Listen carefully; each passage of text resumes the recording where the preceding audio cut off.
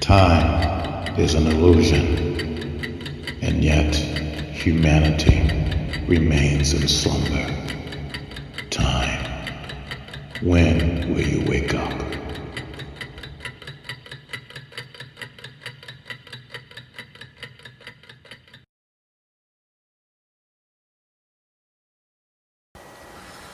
Good afternoon, everyone. This is the Billionaire Idealist, and joining me today is Captain Universe. How you doing, Captain? Oh man, doing outstanding. There you go. How's life for you? Oh man, life is beautiful. There you go. Life is beautiful.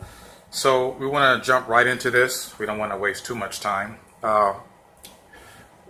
One of the two topics we kind of want to touch on is time is an illusion, and women and miscarriages. So,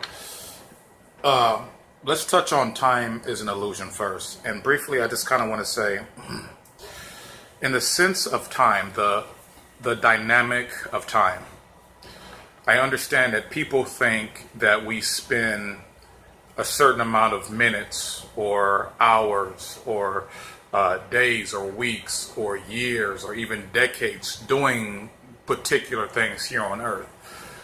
But in all actuality, if we are constantly shifting, and basically what I mean when I say shifting is, 5 seconds ago, I wasn't the same person. I'm not the same person I was 5 seconds ago. I'm not the same person I was a year ago or a couple months ago or 10 years ago. We are constantly shifting. So if you can break down, what exactly does it mean when I say shifting? And then I want to again talk about the dynamic of time, because people believe that they may say, I've been at a job for 20 years. And, according to time, because time is an illusion, you haven't been there technically for 20 years.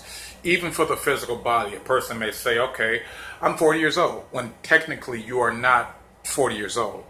And I can't call or recall on hand or at the moment the exact time or number when we shed old skin and begin a new skin, or shed old cells and begin new cells. But I do understand that we have the same element as snakes, where they shed their old skin and they take on a new skin. So we do have that. So because of that particular dynamic, we're not the age in which we think that we are. So if you could explain,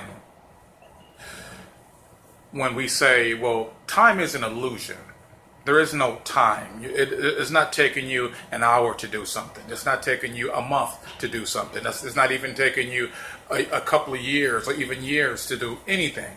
We are just constantly shifting. We're shifting. Like right now, we're shifting. Again, right. We're still shifting, right. And we're still shifting, and we're still shifting. So if we can talk about the dynamic of shifting and the illusion of time.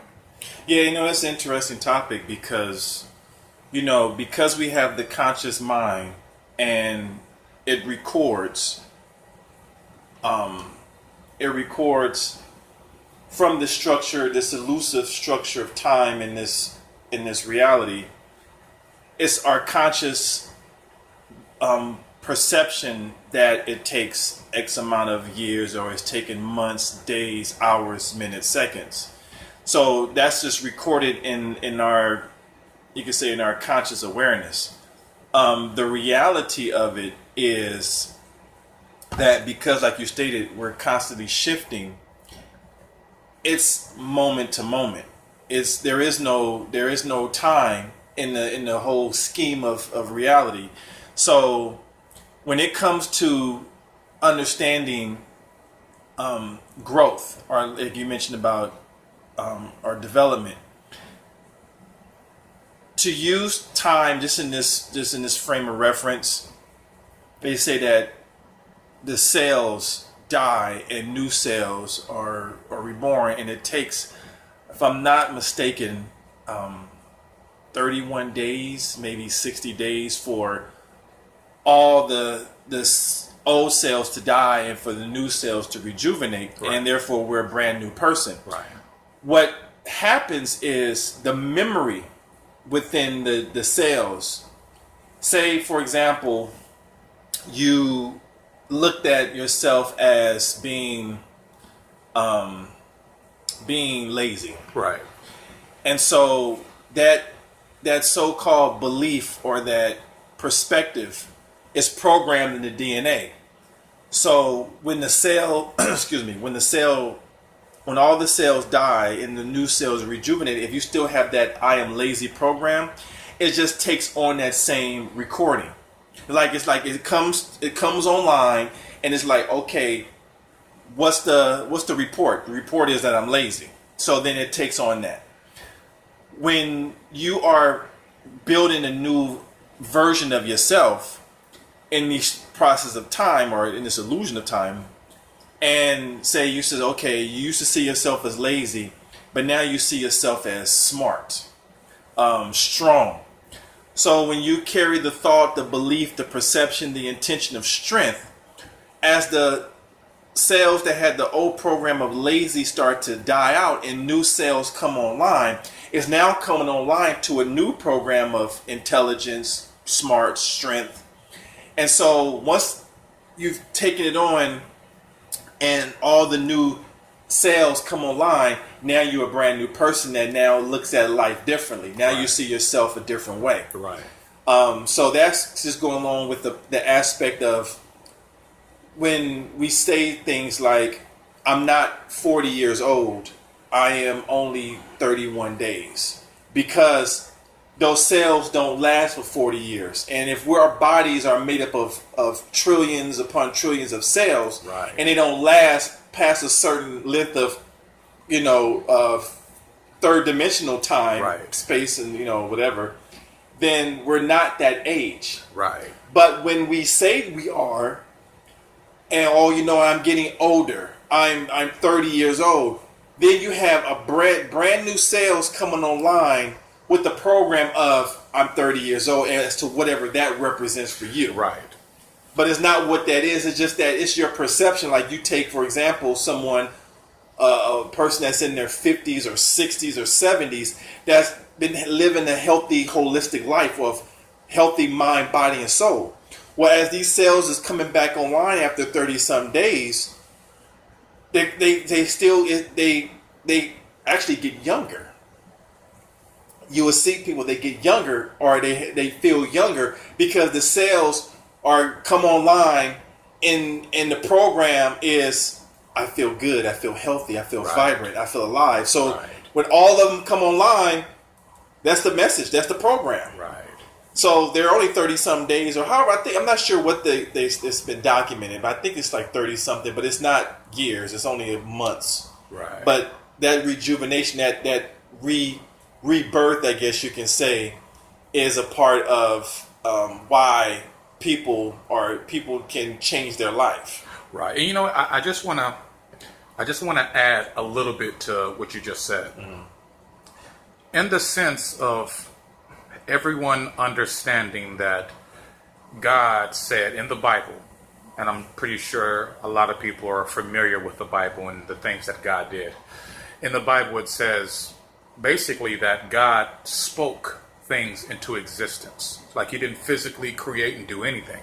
He just spoke it into existence and it came to pass.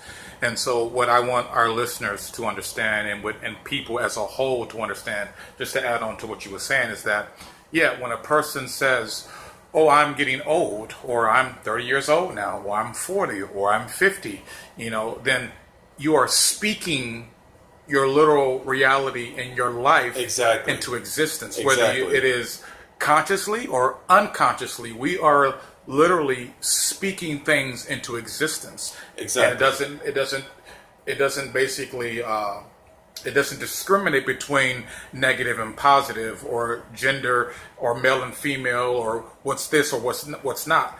The bottom line is that when you speak something, whether you're again conscious of it or not, you are speaking things into your life. So that is a prime example of where you can see people and they can say, well, I'm 70 years old. Wow, you don't look it.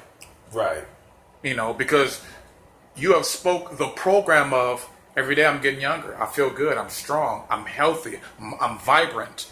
Like time does not play a factor in my existence. And so if you know these things, I won't say believe, I'll say if you know these things down to your core, then as you stated before, then the new sales that come online have now adopted this new program, and so there you have it. Right. Yeah, and and like you mentioned about time. If you think about it, like what they say, time flies when you're having fun. Right. Or there's this thing that's going on now in the spiritual circles talking about that time is speeding up. Right. Because the evolution of humanity spiritually is rising such a level, and because that frequency is rising up, this illusion of time is breaking down to where it's like it's going faster. It was Monday, the next it was Thursday. It was like 3 o'clock in the morning, next it was like 5 o'clock in the evening. So what does that tell you when you see that the time is not following a trend as it used to before, where it's like you can be driving from some place and the next you're like, oh my God, I arrived. So it tells you the distance, space, time. These are all physical constructs, but it's really based on our consciousness that's creating it. So if it is all relative, you know what I mean? Like, think about it. Like, I share a story with you. I remember when I was little, and around Christmas time, you get anxious and we can't wait to Christmas morning to open up the presents. Well, I remember being when I was little, and I'm like laying in the bed, it's Christmas Eve, and I'm trying to go to bed early so I can wake up and hurry up for Christmas Day to arrive. And I remember laying there thinking, okay, because of course I'm anxious, so I can't sleep, so it's like 1 o'clock in the morning. And I'm thinking, okay, I'm awake at 1 o'clock in the morning. When I go to sleep, I'm not aware of time. So when I wake up, it's the morning. But when I'm awake, I'm aware of time. So if I'm awake at 1 o'clock in the morning and my friends went to sleep at 8, they're not aware of the time that's passing. They're going to wake up, it's going to be morning for them. They're asleep already. So if they're asleep already, they're probably already awake and it's morning for them. It's probably 8, 9 o'clock in the morning, whereas for me, I'm stuck at 1 o'clock in the morning because I'm still awake. But they went to sleep, so they bypassed the whole time. So they're ahead of me. They're at the next morning, and I'm still waiting for, the morning to arrive. So I'm thinking about this as a young kid. I'm thinking, what is that dynamic? Because if I'm awake, time must function different for different people based on what's relative to them and where they are at. So if I'm awake at 1 and they went to sleep at 8, they're in the next morning. It's 9 o'clock in the morning. They're having breakfast and they've already opened up their presents. But for me, it's 1 o'clock in the morning and I'm still waiting to catch up. Right. So because of that, and mind you, I'm a little kid thinking of this. We must function in different, I can kind of articulate it now. I didn't say this then, but I'm articulating it now. We must be in different realities. So when it reaches 9 o'clock in the morning and I've opened my presents and then my friend, you know how you do, your friends come over, we all share what we got.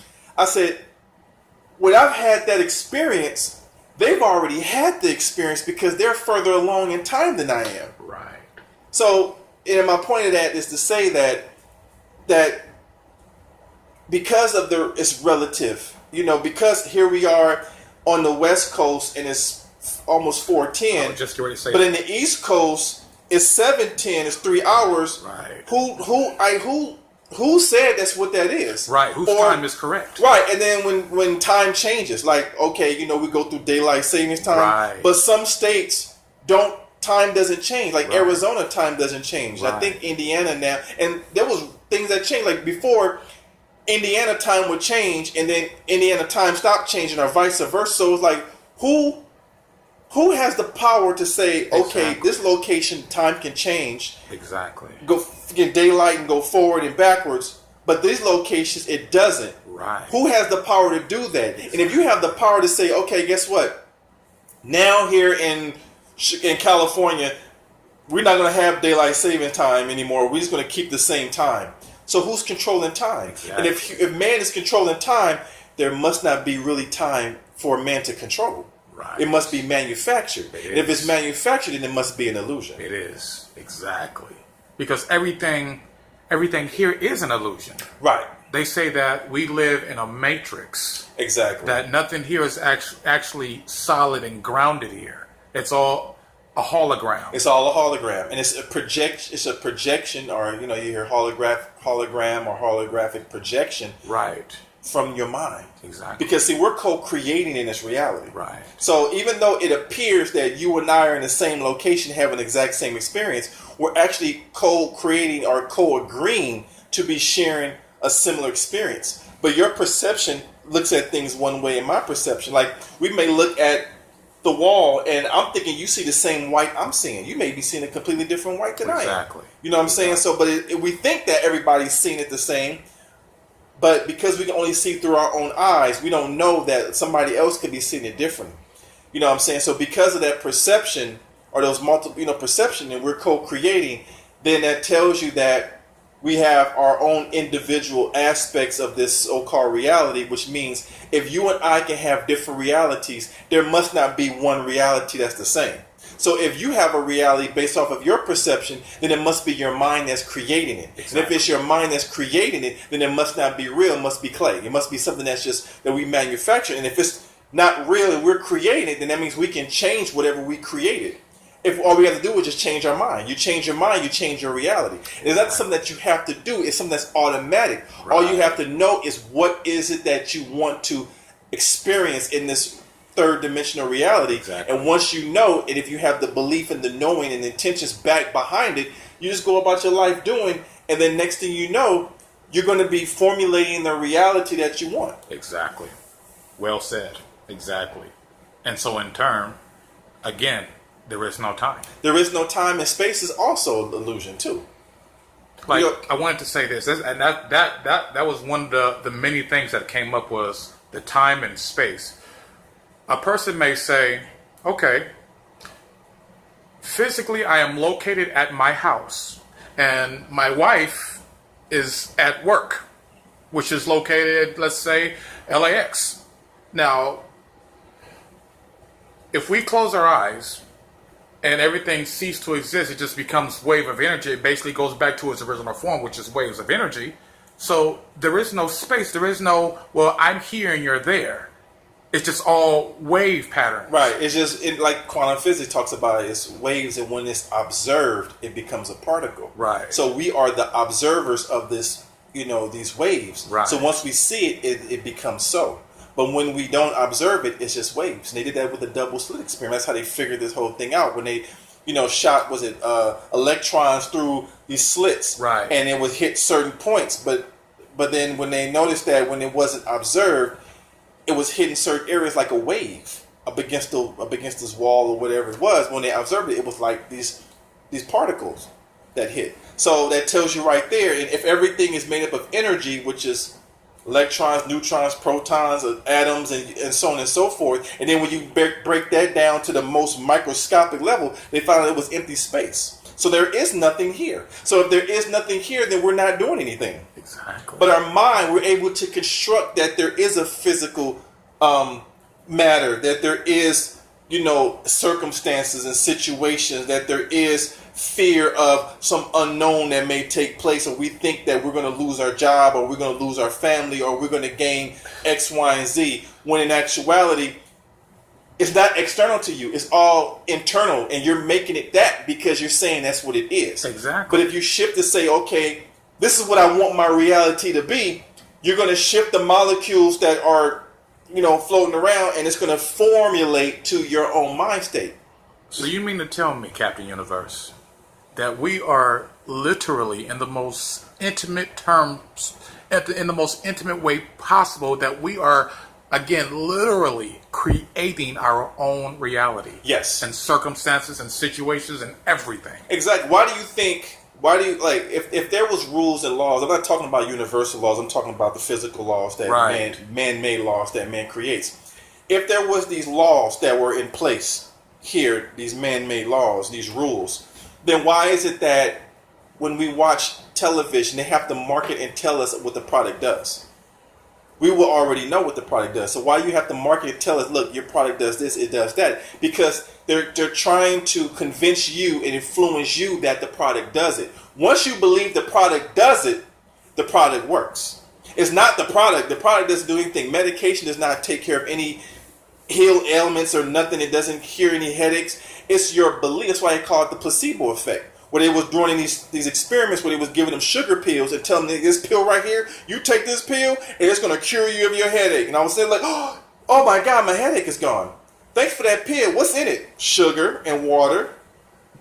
But because it was your mind that you were convinced, or you convinced yourself that that external tool or that item was going to solve a problem. So it wasn't the thing external to you that solved the problem. It was your belief that it does. And once you have the belief that it does, then guess what? It works. So you create your reality of that, Tylenol is going to cure your headache. But Tylenol doesn't cure your headache. Your own mind that believes in it. So, and that's what this reality is. And that's why we have to be careful with what and who we listen to and the information and images, stuff that we expose ourselves to, especially with the television, because television is constantly, or media is constantly trying to persuade you into taking on a certain dynamic. And if you take on a dynamic, that's where the control comes in. Because anything on television is all about you depend on everything outside yourself. Exactly. There's nothing on there that's telling you you're the best, go follow your own path and have a good day. It's all about, you want to succeed in school, then come to our college and you'll get a degree, and you get a degree, you'll be able to get a wealthy job. Well, who says that? Exactly. Who's the one that says that's how it's supposed to be? Or that's how it is. If I tell you that's how it is and you believe me, it only is because you believe me, not because I said it. And that's what the problem people are falling into, is that they're allowing other or influencers, whether it's educational system, the government, pharmaceutical, medical industry, to influence their perspective, their belief system, saying this is how it is. Exactly. And your reality is being created based off of you believing what they tell you. Oh, I have to depend on that. Or I have to do this. I have to have this job. If I lose my job, this. But in actuality, because you're the sole creator of your own reality, you can dictate what takes place. But they don't tell you that. They don't tell you have the control. They tell you, you grow up and you have to depend on parents. You have to depend on teachers. You have to depend on principals and government. It's like, where is it at that the child growing up is being told, you're self-sufficient, you can do it. Exactly. They're being told, no, depend on me. But like you were saying, we're talking about, the reality is from your own mind. There is no distance. There is no space. There is no time. It's all a mental construct that gives it a physical appearance. There it is. Because if you're right here sitting on the ground and you want to go to the store, well, the store is going to be based on time, 15 minutes away. But if a helicopter came and picked you up and went up in the air, you would see the store is in your future, and it would take you 2 minutes? Exactly. So is the store really 15 minutes away or 2 minutes away? Which one is it? Exactly. It's all relative to your own perspective and your own situation in that. So there is no real, because if it's going to be real, it has to be real for everybody, and it has to be, this is what it is. If it's like, oh, it could be that, it could be this, it could be that, then if you can make it up, then it can't be real. That's it. That's it. That is, I couldn't have explained it any better than that. That is exactly the way it is. Time really is an illusion. So we're going to briefly jump into women and miscarriages. Now, I understand that is a very touchy subject for a lot of women to have gone through a 9-month period with carrying a life, carrying a baby in their stomach, and then to turn around and lose that baby through death. I understand it's very touchy, a very sensitive subject, but I do want women as a whole to understand the dynamic between the miscarriage and what's really going on, opposed to what they're being told. So, how can I say this? A woman is carrying a child in her stomach, 9-month period. And so after the 9 months, she gives birth, sometimes earlier, sometimes later. Can we talk about the spirit entering and leaving the physical body of the child? And is there a point when the spirit decides, you know what? I changed my mind, which could cause the reason why the mother had a miscarriage. And so I say that to say this. I want the women, mothers, to understand that technically it's nothing you did that caused the miscarriage, because if the spiritual dynamic plays the role in a physical baby coming into this world, is it safe to say that even if you did harmful things to your body, like maybe smoke or do drugs, if the spiritual aspect is stronger than the physical aspect, and the spirit has decided, hey, I'm coming down to earth, regardless of the external dynamic that is going on, is it safe to say that this baby is coming no matter what? Now, there could be things like maybe deformity, maybe that, but not necessarily.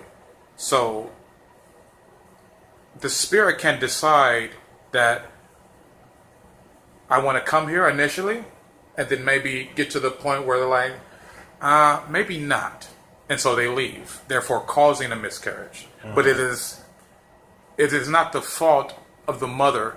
It is nothing that the mother did to cause the miscarriage. Is that correct? That is correct. And I know it is a touchy subject, and it's interesting that you ask about that, because I was just watching a program a couple of days ago, and it was on the topic of miscarriages. And they spoke on it more from the physical aspect of like different things like hormones or certain things that were at play that could have led to the miscarriage. But the one thing that the speakers were adamant about, that it was not the mother, the woman's fault. Right. That there are things, there are dynamics that take place that may not be understood that led to that to take place, but it wasn't the mother. Right. And so, but to go back to touch on the subject from a spiritual aspect, if you believe that we are immortal, right, that we come down here from a spirit world, and when we pass on, we return back to a spirit world, that we've always been and that we will always be, then it's understanding that. And it's a difficult, because when people are attached to the physical life, then it's hard for them to understand this dynamic. But if you can push that to the side and look at it from a more of a spiritual perspective, a spiritual viewpoint, you see that no one dies and no one's ever born. Now, from a physical standpoint, yes, I mean we acknowledge that, mothers pregnant, stomach get big, deliver baby, born. But in terms of life does not cease to exist. Just like in quantum physics, they said, energy doesn't die. It merely changes form. Right. And so to go on the topic of the spirit, if you understand the dynamic of how we're in the spirit world, and this life here on the planet is all about learning lessons, about advancing and growing and, learning these lessons, that you're going to go have different experiences. So we're in spirit form, and number one, we pick our parents, which some people may have an issue with that thought, but it is what it is. Right. We pick our parents, and we pick our experiences that we're going to go through for the purpose of learning.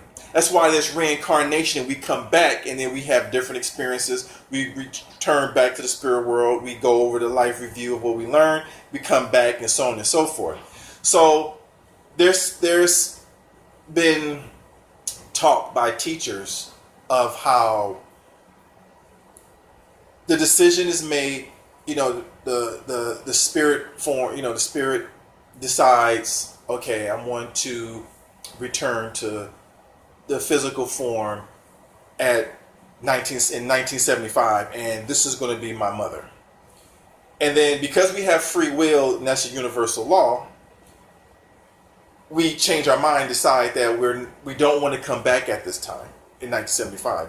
So the woman is pregnant and the spirit, the soul decides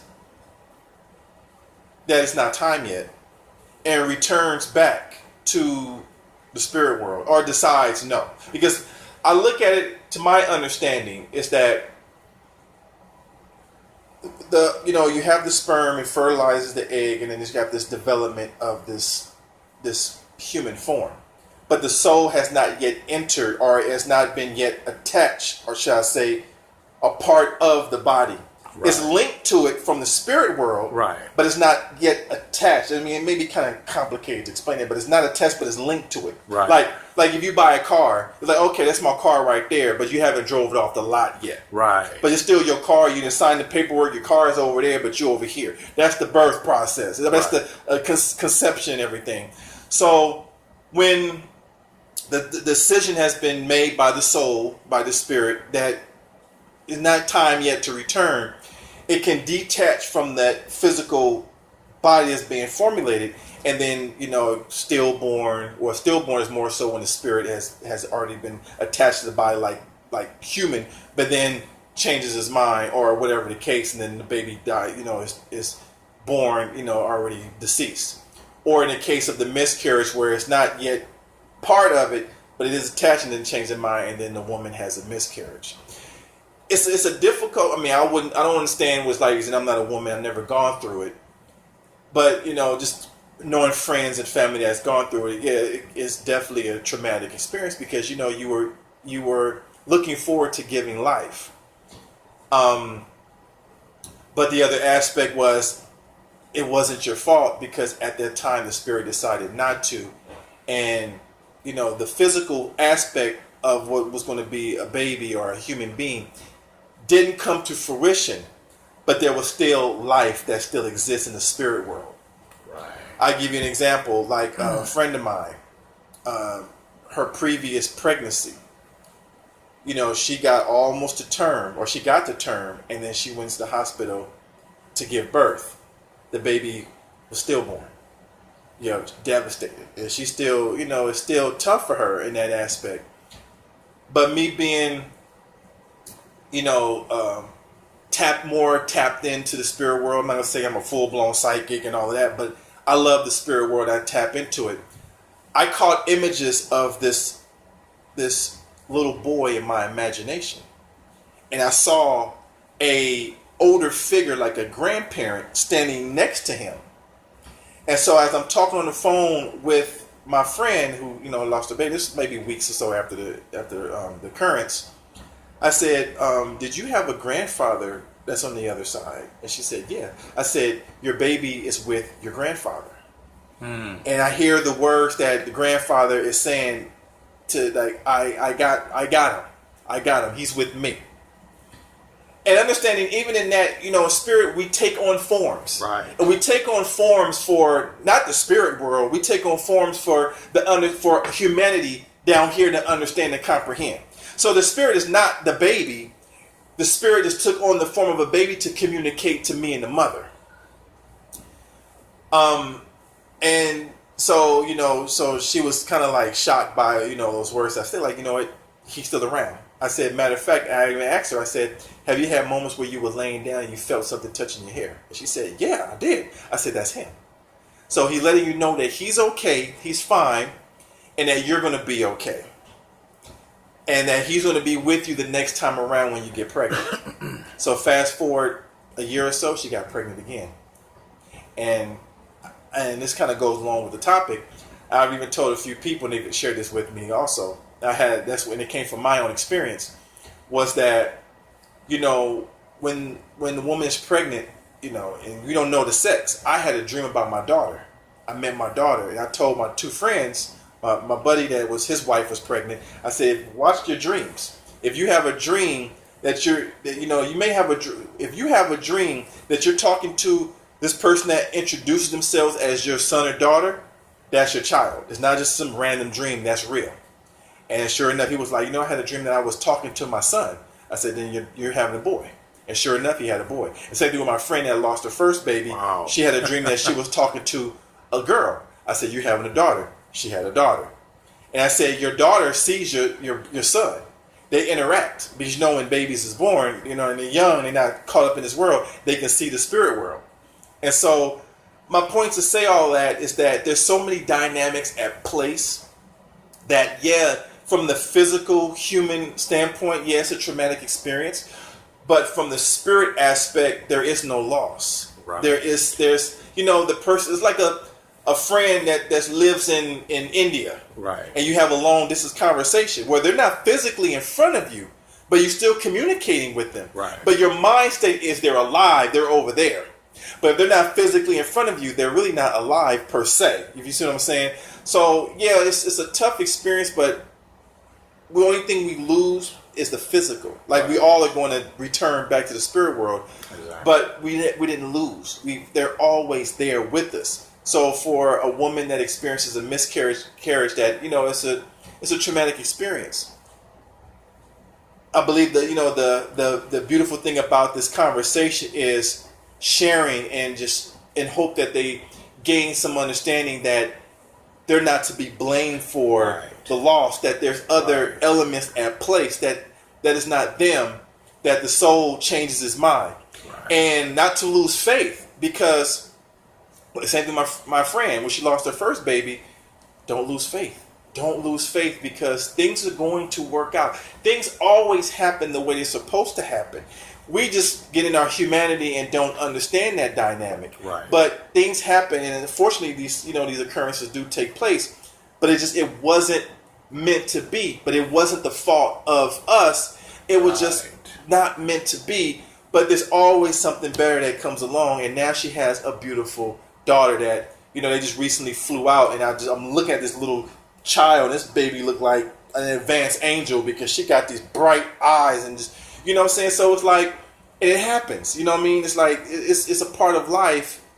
But if we can see, if we can see beyond the tragedy, not say not to forget it, but we can see beyond the tragedy to the beauty that nothing dies. Right. There is never any death. Right. Yes, from a physical standpoint, there is a not here and non-existence of a physical form, but the life that what we should be attached to interact with, the life has never died. Exactly.